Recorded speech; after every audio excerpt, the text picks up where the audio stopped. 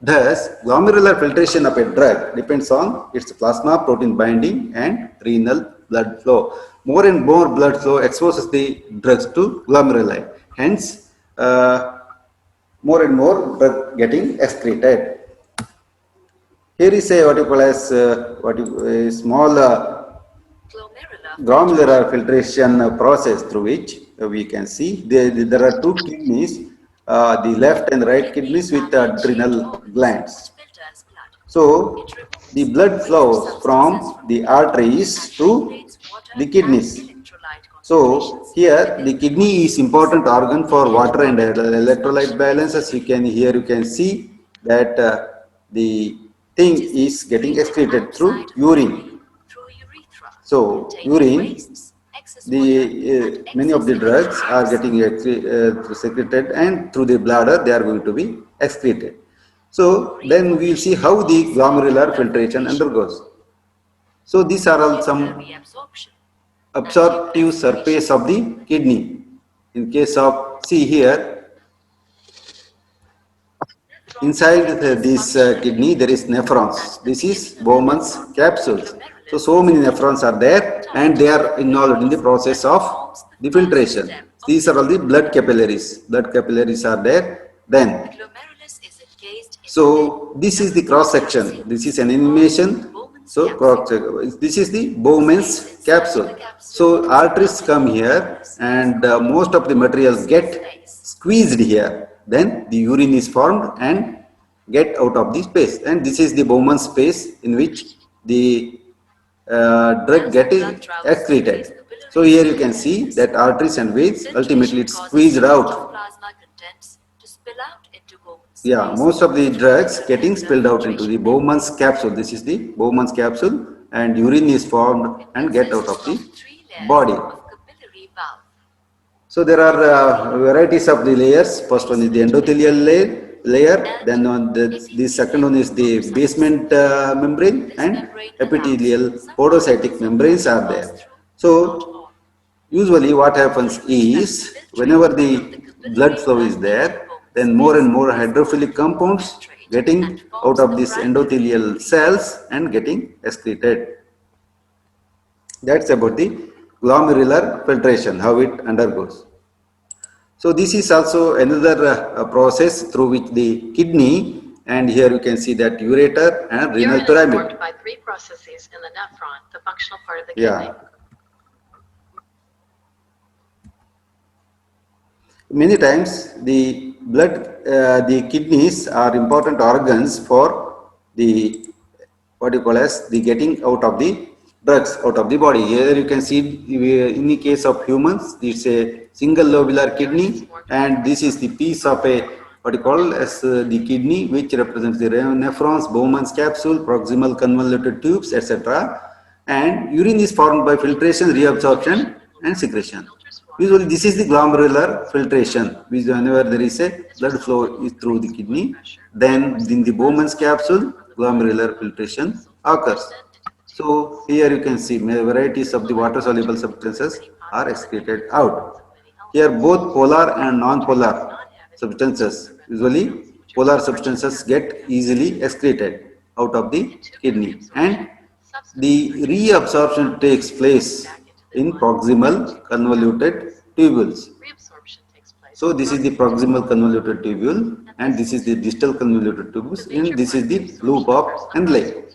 So 15% of the water is reabsorbed back into the bloodstream and regulated by the hormone vasopressin and aldosterone. These are the important hormones which get excreted.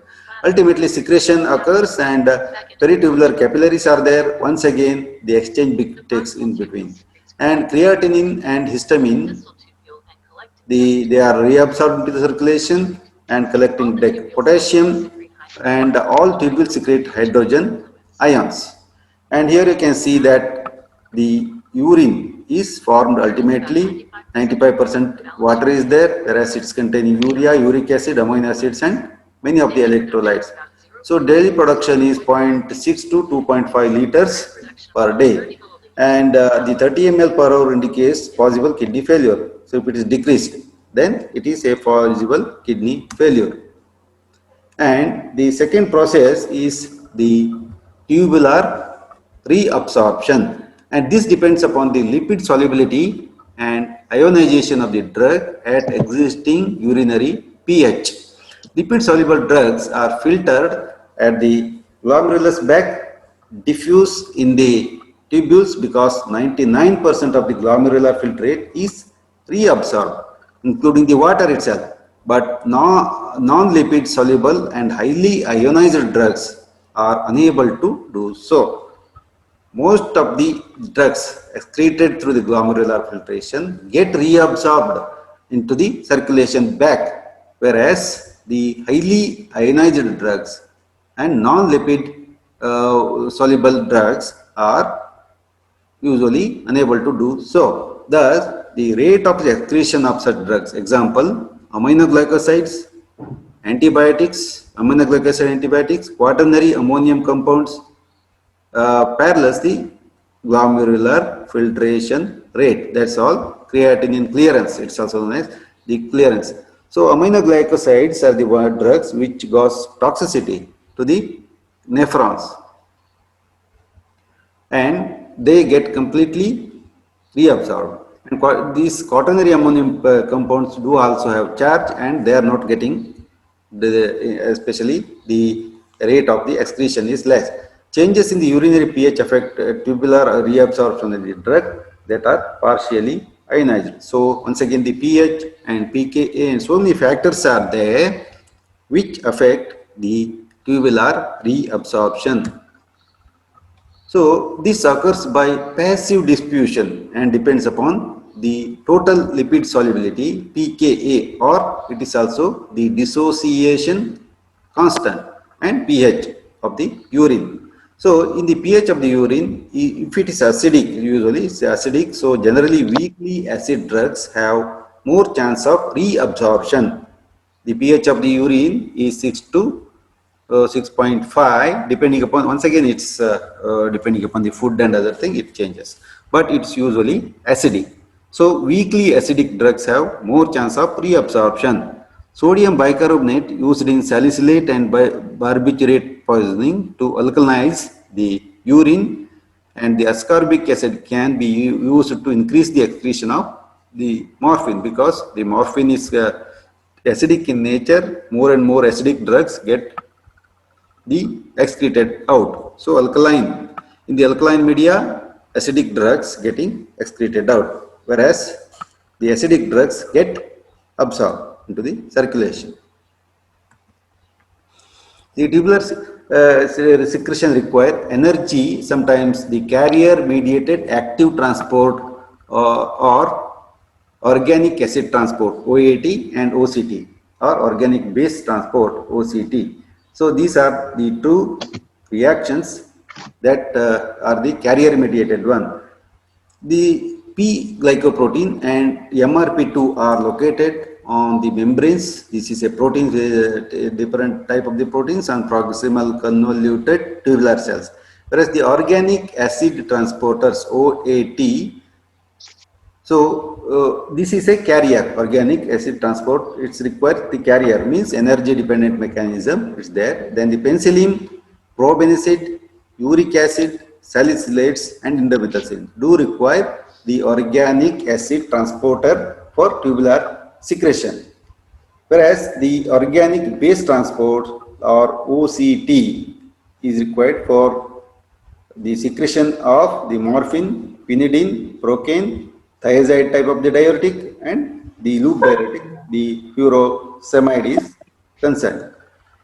And the tubular secretion is an active transfer of organic acids and bases by two separate non-specific mechanisms which operate in the proximal tubules or proximal convoluted tubule. So this tubular secretion always happen in the proximal convoluted tubule, and organic acids and bases, they will undergo this particular secretion.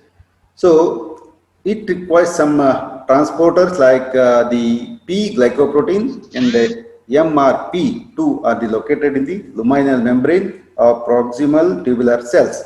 So these two transporters Organic acid transporters and organic base transporters are located on the tubular cells. And if renal clearance of a drug is greater than 120 ml per minute, if it is increased to more than 120 ml per minute, additional tubular secretion can be assumed to be occurring. So, usual occurring of the tubular secretion is at the rate of 120 ml per minute. If it is, if it is more than 150 or something like that, then we can assume that additional tubular secretion is happening. Weak bases ionize more and less reabsorbed. Weak bases are less reabsorbed, whereas the weak acids ionize more and are less reabsorbed in alkaline urine. In the acidic urine, they are absorbed more. Acidic, they are alkaline means the similar nature makes them to reabsorb into the circulation.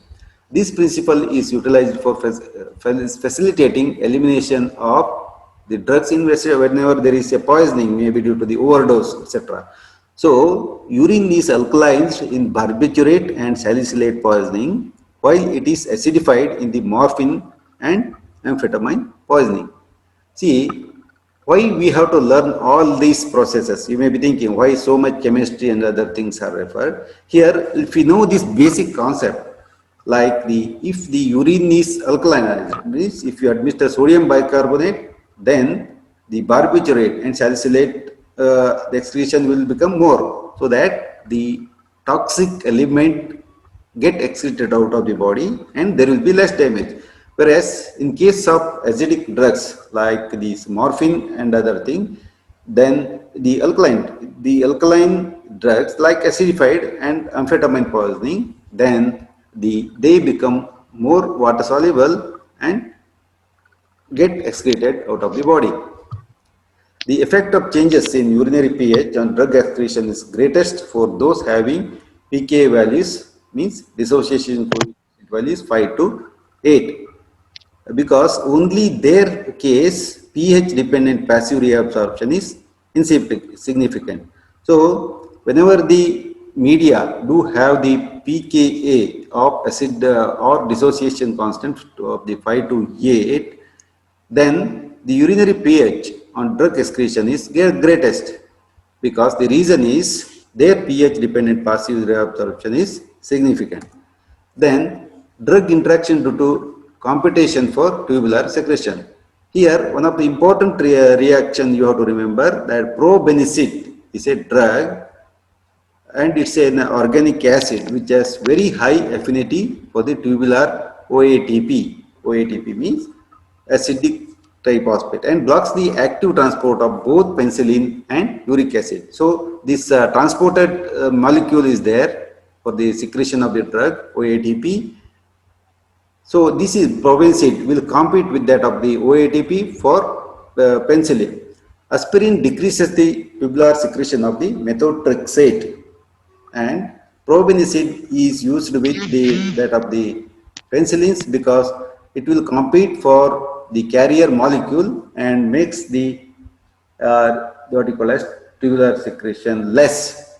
So it competes for tubular secretion.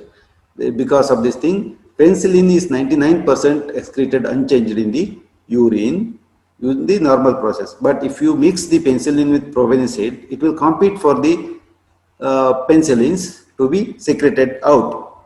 So because of this competition, penicillin remains for the long time in the body and acts long time, whereas the aspirin decreases tubular secretion of the methotrexate, because aspirin competes with that of the OATP and get the secretion decreased, and quinidine inhibits the what you call as the P glycoprotein and decrease renal and biliary clearance of the digoxin. So whenever you are administering the digoxin and quinidine, you should be little careful, because quinidine inhibits the P glycoprotein and decrease renal and biliary clearance of the cardiac glycoside, that's the digoxin. That's why excretion of the digoxin becomes less and it is more and more active in the body. That's why one has to monitor the dose when quinidine and the digoxin are given simultaneously, because the dose of the digoxin is required less if you administer the drug with another drug, quinidine.